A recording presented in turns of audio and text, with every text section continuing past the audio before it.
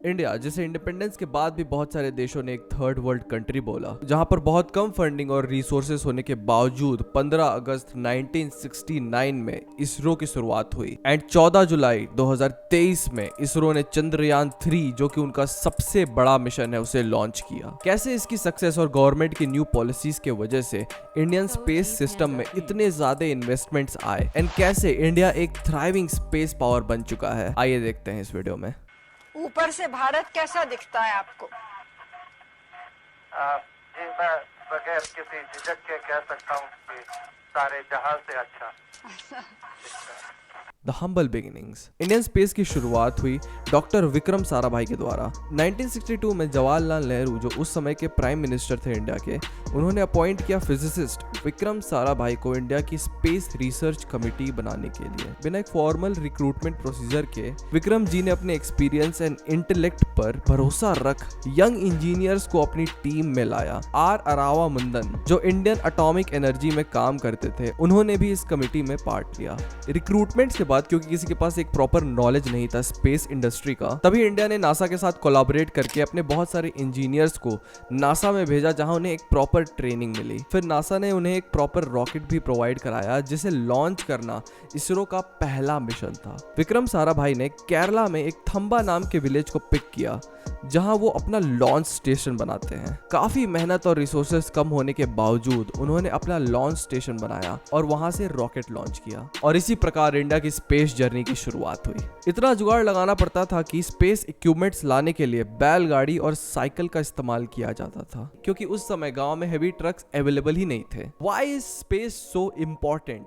ये सवाल हमेशा ही हर कोई पूछता है कि इतनी सारी प्रॉब्लम्स जैसे कि education, health care and food shortage होने के बाद भी इंडिया स्पेस एक्सप्लोरेशन के बारे में क्यों सोचता है। पर सच्चाई तो यह है कि अगर हम किसी भी कंट्री की बजट की बात करते हैं तो वो बजट का सबसे ज्यादा मिनिमल हिस्सा स्पेस एक्सप्लोरेशन को दिया जाता है। फॉर एग्जाम्पल, नासा का एंटायर बजट सिर्फ 0.5% है यूएस के टोटल बजट का, और बाकी देश इंक्लूडिंग इंडिया का भी सेम हाल है। इससे ज्यादा पैसा तो हमारी सरकारें आपके वोट लेने के लिए फ्री चीजों को बांटने में लगा देती है। और अगर इंडियन कंपनीज एंड गवर्नमेंट एक बार छोड़ भी दे स्पेस रिसर्च, तो वो बाकी देशों से काफी पीछे हो जाएगा। जो भी बड़ी अपॉर्चुनिटीज होगी स्पेस में, वो सारी बाकी देश ले जाएंगे। फॉर एग्जाम्पल, जब .com बबल यानी इंटरनेट कंपनीज की ग्रोथ हुई 1990s में, तो यूएसए सबसे आगे था। इसलिए आप ये भी देख सकते हैं कि काफी सारी ह्यूज इंटरनेट कंपनीज यूएसए से ही ओरिजिन करती है। और मजे की बात तो ये है कि स्पेस रिसर्च में जो इंस्ट्रूमेंट्स बनाए जाते हैं और जो डेटा मिलता है, उसका काफी डिफरेंट इंडस्ट्रीज में यूसेस है। जो सैटेलाइट स्पेस में हम डालते हैं, उससे काफी डेटा मिलता है, जिससे हम रिमोट एरियाज में इंटरनेट प्रोवाइड कर सकते हैं। और यही नहीं, MRI का आविष्कार हुआ था तो नासा ने एक डिजिटल इमेज प्रोसेसिंग का डिवाइस बनाया, जिसका use MRI and CT scans के यूज में भी हुआ था। What is Chandrayaan 3 trying to accomplish? Chandrayaan 1 India का पहला अटेम्प्ट था टुवर्ड्स मून एक्सप्लोरेशन, जो 2008 अक्टूबर में लॉन्च हुआ था। इसका गोल था to orbit the moon 100 kilometer के डिस्टेंस से और कुछ details and data points collect करना। चंद्रयान 1 में 11 साइंटिफिक इंस्ट्रूमेंट्स थे, जो कि अलग अलग देशों की तरफ से दिए गए थे। ये मिशन ने सक्सेस हासिल की और हमने चंद्रयान 2 की तरफ देखना शुरू किया। चंद्रयान 2 एक काफी कॉम्प्लेक्स मिशन था और इसरो ने काफी टेक्नोलॉजिकल एडवांसमेंट्स की इसमें। हमारा एम था मून पे एक सॉफ्ट लैंडिंग अचीव करना, जो कि अभी तक सिर्फ 3 देशों ने अचीव किया था, यूएस, चाइना एंड रशिया। हमारे इस मशीन में 3 इंपॉर्टेंट कंपोनेंट्स थे, orbiter, lander and rover. Orbiter की रिस्पॉन्सिबिलिटी थी लैंडर, जिसका नाम विक्रम लैंडर था। उसके और इसरो के बीच में एक कम्युनिकेशन रीलेयर का काम करे, ताकि इसरो को लैंडर से डेटा मिल पाए। During the mission orbital correctly detach होके मून के अराउंड घूम रहा था, पर हमारा विक्रम लैंडर, जिसका वेट अप्रॉक्स 1500 किलो था, वो सॉफ्ट लैंडिंग के दौरान क्रैश हो गया। इस लैंडर के अंदर एक प्रज्ञान नाम का रोवर भी था, जिसका काम लैंडिंग के बाद मून के सॉइल पर रिसर्च करना था। बट क्रैश लैंडिंग के वजह से वो प्लान सक्सेसफुल नहीं हो पाया। एक क्लिप भी वायरल हुई थी, जिसमें हमारे पीएम नरेंद्र मोदी जी ने इसरो के लीड साइंटिस्ट को कंसोल किया था। ऑल्दो ये मिशन कामयाबी हासिल नहीं कर पाया था, लेकिन इसके वजह से स्पेस रिसर्च ने अपने आप में बहुत ज्यादा टेक्नोलॉजिकल एडवांसमेंट हासिल की। इस सेटबैक के बाद इसरो इसरो ने चंद्रयान 3 पर काम करना शुरू कर दिया। इस बार पिछले बार से भी बेटर फेलियर प्रोटेक्शन सिस्टम के साथ इसरो का मिशन मून पर सॉफ्ट लैंडिंग करना है, और जो ऑर्बिटर चंद्रयान 2 में सेट किया गया था उसी का यूज इस बार चंद्रयान 3 में भी किया जाएगा। और चंद्रयान 2 की मिस्टेक्स से सीखकर चंद्रयान 3 में स्ट्रॉन्गर लेग्स जो लैंडिंग के समय प्रेशर को हैंडल कर पाए, उसके सॉफ्टवेयर को भी अपग्रेड और फुल प्रूफ भी बनाया गया है। और प्रीवियस मिशन के कंपैरिजन में चंद्रयान 3 में ज्यादा सोलर पैनल्स एंड एंटीनास लगाए गए हैं।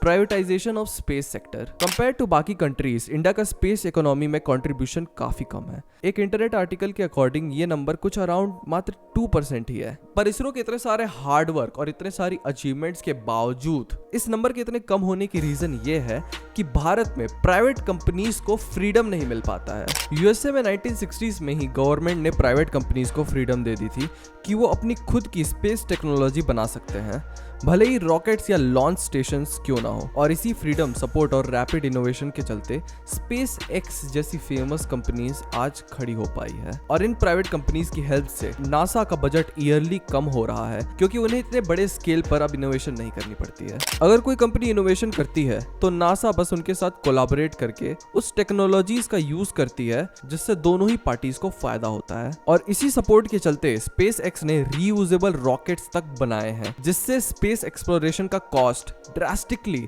यानी कि काफी ज्यादा रिड्यूस हो जाता है।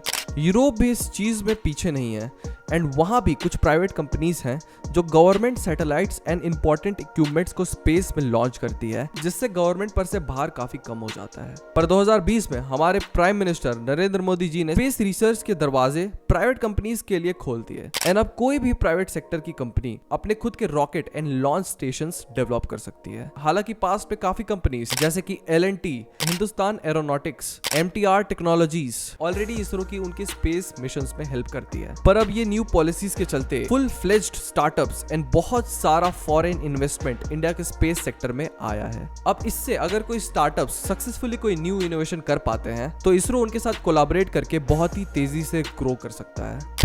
पिक्सल एक Bengaluru based space tech startup है जिसमें गूगल ने भी इन्वेस्ट किया है। ये स्टार्टअप हाइपर स्पेक्ट्रल इमेजिंग पर काम करता है, जो कि सिंपल भाषा में समझो तो ये गूगल अर्थ का एक काफी एडवांस्ड वर्जन है। गूगल अर्थ आपको फोटोज तो दिखाता है दुनिया के किसी भी कोने से, पर उसका कोई मेजर यूज आज फिलहाल नहीं होता। जबकि पिक्सल की टीम डिटेल्ड इमेजेस के द्वारा ये भी बता सकती है कि कहाँ फसल अच्छी उगेगी और कहाँ खराब। और भी कई यूज केसेस है इस टेक्नोलॉजी के, और उन्होंने अपनी पहली सैटेलाइट स्पेस एक्स की मदद से लॉन्च भी की है। उनका प्लान आगे का और भी ज्यादा सैटेलाइट्स लॉन्च करने का है, जिसमें इंडिया की प्राइवेट कंपनीज उनका मदद कर सकती है। इन सैटेलाइट्स के थ्रू वो वर्ल्ड के किसी भी कोने की डिटेल्ड इमेजेस निकाल सकते हैं, जिससे वो डिजास्टर मैनेजमेंट, डिफेंस, फ्लड और न जाने कितने सेक्टर का हेल्प कर सकते हैं। स्काई रूट एरोस्पेस एक और स्पेस कंपनी है जो लाइमलाइट में आई है। इसके फाउंडर है पवन कुमार चंदना एंड नागा भारत डाका, दोनों इसरो में फॉर्मर साइंटिस्ट रह चुके हैं। इन्होंने अपना खुद एक launch pad and rockets design किए हैं, जिसका विजन है छोटे साइज के सैटेलाइट्स को स्पेस में लॉन्च करने का, और इस डोमेन में ये काफी हद तक अर्ली मूवर्स हैं। विक्रम एस इंडिया का पहला प्राइवेटली बिल्ट रॉकेट है जो 18 नवंबर